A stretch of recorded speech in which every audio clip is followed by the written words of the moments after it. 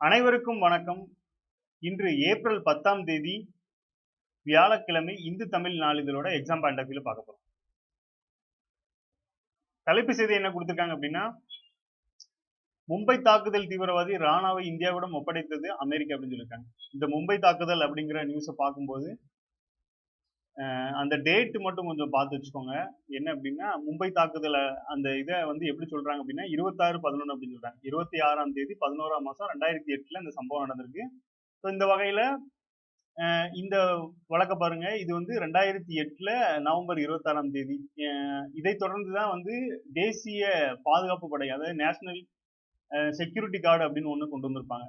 So இந்த டேட்டை பார்த்துக்கோங்க. ஸோ இது எங்க நடந்திருக்கு அப்படின்னு பார்த்தீங்கன்னா, சத்ரபதி ரயில் நிலையம் மற்றும் நட்சத்திர ஓட்டல்களில் புகுந்த 10 பாகிஸ்தானிவாதி தீவிரவாதிகள் வந்து பயங்கர தாக்குதல் நடத்தியிருக்காங்க.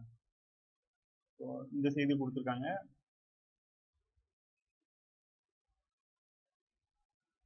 அடுத்ததா பார்த்தோம்னா, ரஃபேல் பத்தி ஒரு செய்தி.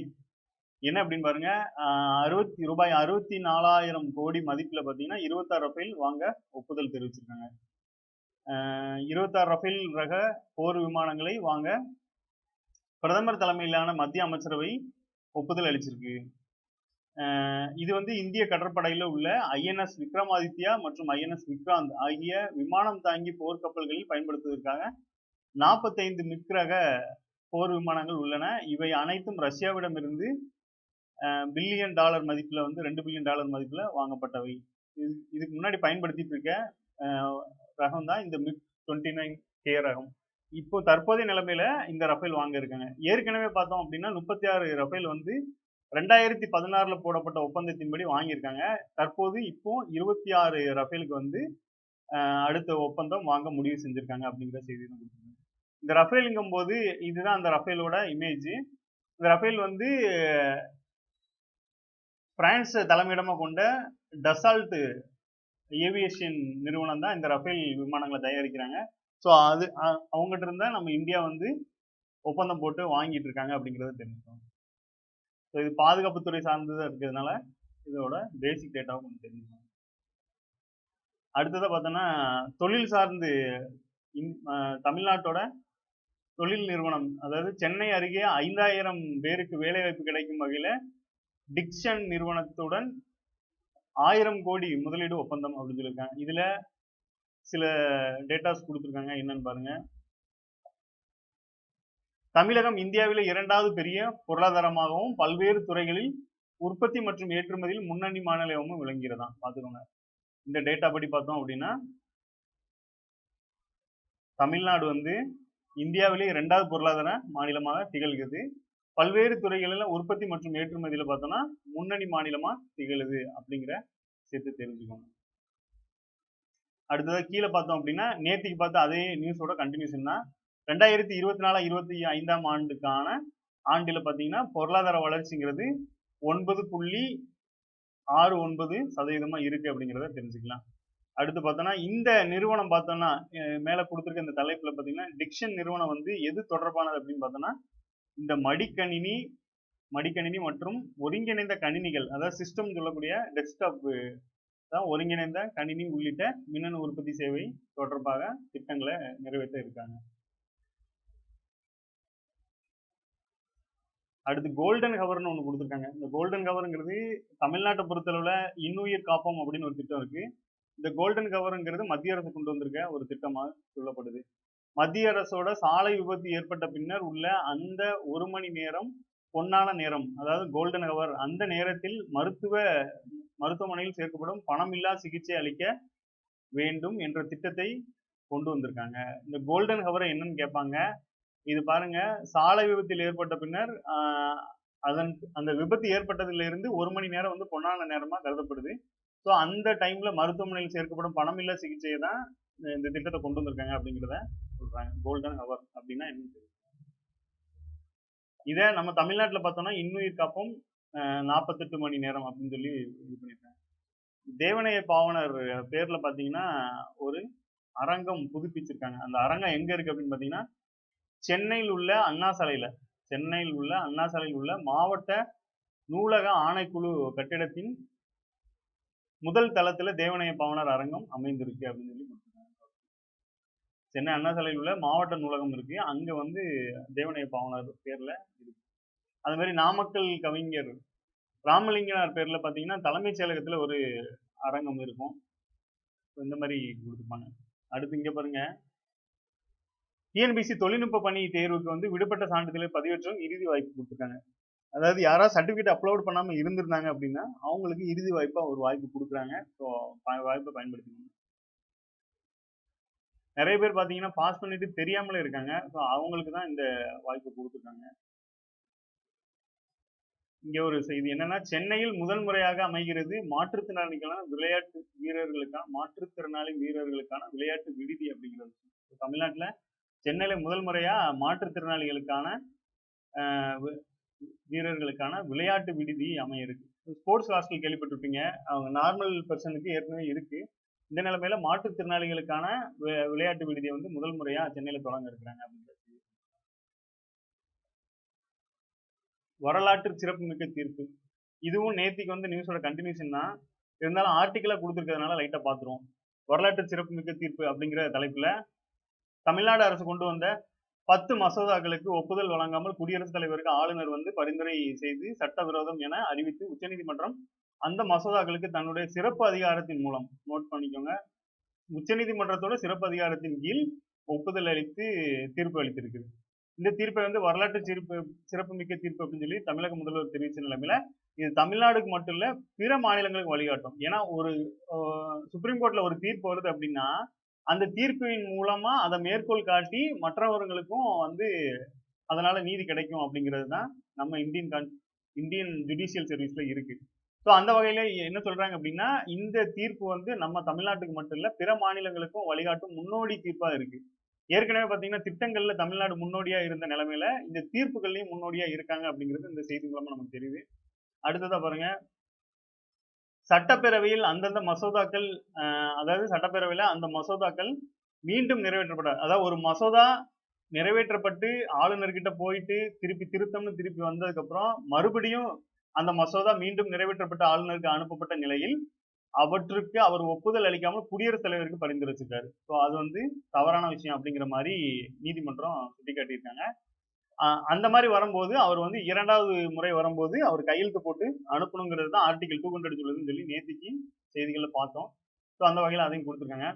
அடுத்தது பார்த்தோன்னா, ஆளுநர் ஒரு தீர்மானத்துக்கு ஒப்புதல் அளிக்காமல் நிலுவையில் வைத்திருந்தால் அது நிராகரிக்கப்பட்டதா பொருள் அப்படின்னு சொல்லி எங்க பேசியிருக்காங்க அப்படின்னு பாத்தீங்கன்னா, இந்த குடிமைப்பணி தேர்வுக்கான தயாரிப்பு இளைஞர்கிட்ட ஆளுநர் வந்து பேசியிருக்காங்க. இது வந்து சர்ச்சையாயிருக்கு. இந்த வார்த்தை வந்து சர்ச்சையான நிலைமையில அதன் பின்புதான் வந்து வழக்கு வந்து உச்சநீதிமன்றத்துக்கு போயிருக்கு. ஸோ அதற்கு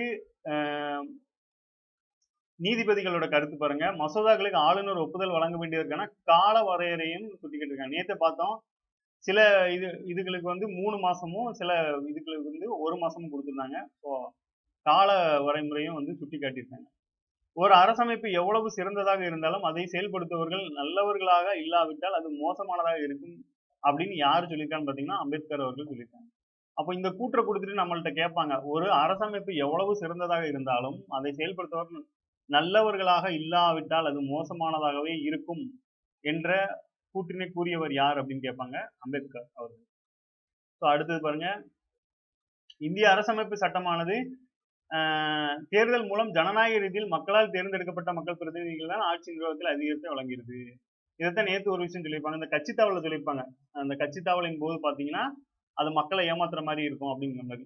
இங்க என்ன சொல்லியிருக்காங்க அப்படின்னா, இது வந்து மக்களால் தேர்ந்தெடுக்கப்பட்ட ஜனநாயக ரீதியிலான மக்கள் பிரதிநிதிகள் தான் ஆட்சி நிர்வாகத்தில் அதிகாரத்தை வழங்குகிறது. எனவே மாநிலங்களின் உரிமைகளை வலியுறுத்தும் அரசியல் கட்சிகளும் இயக்கங்களும் ஊக்கம் அளிப்பதில் ஆச்சரியம் இல்லை. ஸோ அந்த தீர்ப்பு மூலமா அவங்களுக்கு ஒரு ஊக்கம் கிடைச்சிருக்கு, மாநில அரசியல் கட்சிகளுக்கு ஊக்கம் கிடைச்சிருக்கு அப்படின்னு சொல்லி.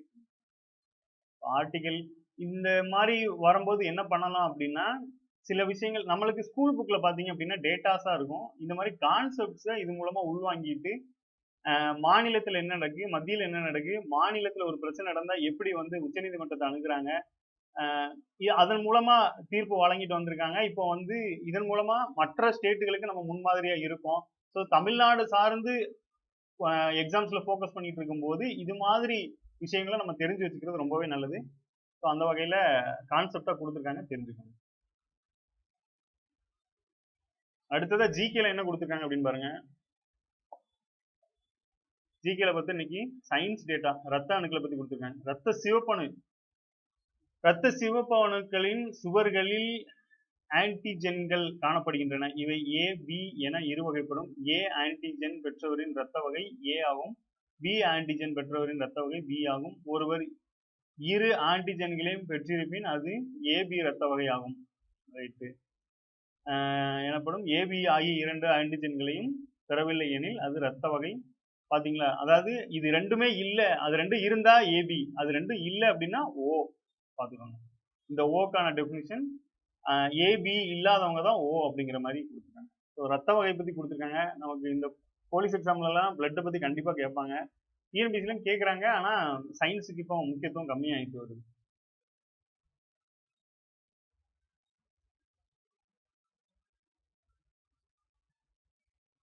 இங்க மகாவீரர் ஜெயந்தி இன்னைக்கு. இவர் யாரு அப்படின்னு பாத்தீங்கன்னா சமண மதத்தோட 24வது தீர்த்தங்கரர். ஸோ சமண மதத்தின் 24வது தீர்த்தங்கரரான மகாவீரர் அப்படின்னு சொல்லி கொடுத்துருக்காங்க. நமக்கு புத்தம் சமணம் சொல்லி சிலபஸ்ல வரும் ஹிஸ்டரியில. ஸோ மகாவீரர் பத்தி தெரிஞ்சுக்கணும். பைசாகி நாள் நீங்க கேள்விப்பட்டிருப்பீங்க. ஜாலியன் வாலாபாக் வந்து இந்த நாளுக்கு அடுத்த நாள் தான் நடந்திருக்கும். பாகிஸ்தானோட குருத்வாராவில் நடைபெற உள்ள பைசாகி திருவிழாவில் பங்கேற்க விரும்பி மக்களுக்கு வந்து பஞ்சாப் மாநிலம் அமிர்தசரஸ்ல பைசாகி வந்து எங்க நம்மளுக்கு பொங்கல் மாதிரி பஞ்சாப்ல வந்து பைசாகியை கொண்டாடிட்டு இருக்காங்க அப்படிங்கிறத தெரிஞ்சுக்கலாம். அடுத்து பாருங்க, ரஷ்யாவில் வெற்றி தின விழாவில் பங்கேற்க பிரதமர் மோடிக்கு அதிபர் புதின் வந்து அழைப்பு அப்படிங்கிற செய்தி. என்ன அப்படி வெற்றி அப்படின்னு பாத்தீங்கன்னா, இந்த மே 9ஆம் தேதி பாத்தீங்கன்னா, மே 9ஆம் தேதி ஒரு வெற்றி தினம் கொண்டாடுறாங்க. எதோட வெற்றி தினம்? 1941ஆம் ஆண்டு முதல் நடைபெற்ற 2வது உலகப் போரில் ஜெர்மனியும் அப்போதைய சோவியத் யூனியனும் கடுமையாக மோதிக்கொண்டன. பின்னர் 1945ஆம் ஆண்டு சோவியத் யூனியன் தாக்குதலை சமாளிக்க முடியாத ஜெர்மனியின் நாஜி படைகள் சரணடைந்தன. அதன்படி 80வது ஆண்டு தின விழாவை அடுத்த மாதம் 9ஆம் தேதி பிரம்மாண்டமாக கொண்டாட ரஷ்யா திட்டமிட்டுள்ளது. ஸோ இதுக்கு தான் பிரதமர் வந்து அழைப்பு எடுத்திருக்காங்க. ஸோ இந்திய பிரதமர் அழைப்பு எடுத்ததுனால இது என்னங்கிறத கொஞ்சம் தெரிஞ்சு வச்சுக்கிறது நல்லது. ஸோ 2ஆம் உலகப் போர்ல ஜெயிச்சதை வந்து செலிப்ரேட் பண்றாங்க. அதுக்கு இந்திய பிரதமர் இன்வைட் பண்ணிருக்காங்க. நம்ம எப்படி அடுத்த நாட்டோட பிரதமரை இன்வைட் பண்றோமோ அதே மாதிரி அடுத்த நாட்டு பிரதமர்கள் நம்மளை இன்வைட் பண்ணும்போது அந்த விஷயத்தையும் கொஞ்சம் தெரிஞ்சு வச்சுக்கோங்க. அடுத்ததை பாருங்க, ரெப்போ ரேட்னு ஒன்று கொடுத்துருக்காங்க. இது பொருளாதாரத்துல முக்கியமானது. நமக்கு சிலபஸ்ல என்ன கொடுத்துருக்காங்க அப்படின்னா, இந்திய பொருளாதாரம் தமிழ்நாட்டின் வளர்ச்சி நிர்வாகம் கொடுத்துருக்காங்க. ஸோ இந்திய பொருளாதாரங்கும் போது அதுல தமிழ்நாடும் வந்துடும். இருந்தாலும் இந்திய பொருளாதாரத்துல மெயினா ஜிஎஸ்டி, இந்த ஆர்பிஐ எல்லாம் முக்கியமா பார்க்கக்கூடியது. ஸோ அவங்க தான் வந்து ஆர்பிஐ தான் நம்ம இந்தியாவோட பணத்தெல்லாம் கண்ட்ரோல் பண்றாங்க. ரெப்போ வட்டி விகிதத்தை ரிசர்வ் வங்கி 0.25% குறைத்தது அப்படின்னு சொல்லியிருக்காங்க. ஸோ 0.5 குறைச்சி இப்போ எவ்வளவு இருக்கு அப்படின்னா 6% நிர்ணயிச்சிருக்காங்க. முதல்ல ரெப்போனா என்ன, ரிவர்ஸ் ரெப்போனா என்ன? ரெப்போங்கிறது என்னன்னு பாத்தீங்கன்னா, வங்கிகள் ரிசர்வ் வங்கியிடம் இருந்து பெரும் குறுகிய கால கடனுக்கான வட்டியோட பேர் தான் ரெப்போ. இதே ரிசர்வ் பேங்க் வங்கிகள்கிட்ட இருந்து வாங்கினாங்கன்னா அது பேரு ரிவர்ஸ் ரெப்போ. ஆமா, ரிசர்வ் வங்கிட்ட இருந்து வங்கிகள் வாங்கினா ரெப்போ, ரிசர்வ் பேங்க் மற்ற வங்கிகள்கிட்ட இருந்து கடன் வாங்கினாங்கன்னா அதுக்கு கொடுக்கப்படுற வட்டி தான் ரிவர்ஸ் ரெப்போ. ஸோ இந்த நிலைமையில ரெப்போ சதவீதம் வந்து இதுக்கு முன்னாடி எவ்வளவு இருந்துச்சுன்னா 6.25 இருந்திருக்கு. இப்போ வந்து பாத்தீங்கன்னா வெறும் 6ல இருக்கு. ஸோ 0.25 குறைஞ்சி 6ல வச்சிருக்காங்க. ஸோ இதனால என்ன சொல்லியிருக்காங்கன்னா, வீடு மற்றும் வாகன கடன்கள் வட்டி விகிதம் குறையும். ஏன் அப்படின்னா, பேங்குக்கு வந்து வட்டி குறையும் போது அவங்க கஸ்டமருக்கும் வந்து வட்டியை குறைப்பாங்க அப்படிங்கிற நிலைமையில சொல்லியிருக்காங்க.